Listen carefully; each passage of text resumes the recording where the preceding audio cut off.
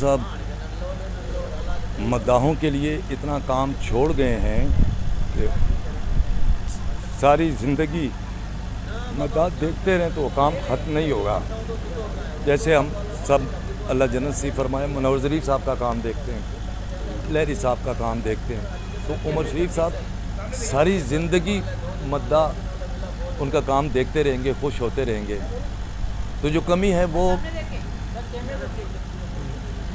ہے وہ میری ان کے دوستوں کے لیے, ان کے جو قریب لوگ تھے, جو ان کی فیملی ہے, وہ خلا جو ہے وہ ہم ہی جانتے ہیں کہ وہ کبھی بھی پورا نہیں ہو سکے گا.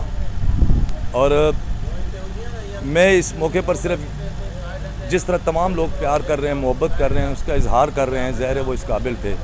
وہ بہت بڑے فنکار تو تھے ہی, یہ سارا زمانہ جانتا ہے, لیکن جتنے بڑے وہ انسان تھے ان کے قریبی لوگ ان کو جانتے ہیں. رات کے 9:30 10 بجے ٹیلی فون آتا ہے سردیوں میں کہ بیٹا میں لاہور سے چل پڑا ہوں, بڑی سرکار جاؤں گا, وہاں 100 رضائیاں تم نے کہیں سے ارینج کرنی ہے, میں نے غریب لوگوں پر ڈالنی ہے, وہ ادھر بیٹھے ہوں گے اور ٹھٹر رہے ہوں گے. میں نے کہا جی دکانیں بند ہوں گی. کہتا ہے بس بیٹا میں نے اب تمہیں کہہ دیا ہے, تو ارینج کر. میں نے بڑی مشکل سے جا کر دکان والے کی منت کی, دروازہ کھلوایا اور لے گیا اسی سوزوکی میں. وہاں پر 10 منٹ میں انہوں نے تقریباً 100 غریب لوگوں میں رضائیاں دے دی. تو یہ ایک چھوٹا سا واقعہ.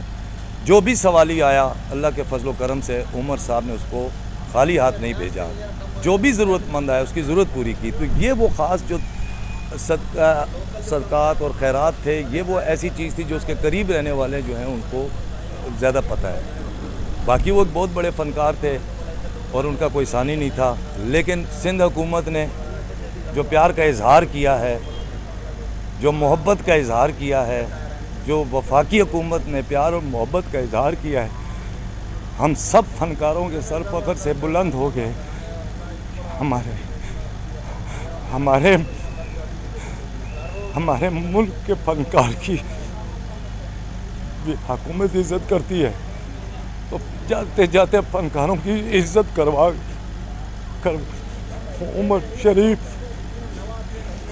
اللہ پاک ان کا وہ جان اچھا کرے. آپ سب دوستوں سے درخواست ہے ان کی مغفرت کی دعا کریں. اب یہی ہمارے محبت اور پیار کا اظہار کا طریقہ ہے کہ ہم تمام لوگوں کی مغفرت کے لیے دعا کریں, خصوصاً عمر شریف صاحب یا ان فنکاروں کی جنہوں نے عوام کی خدمت کی ہے. بہت بہت شکریہ.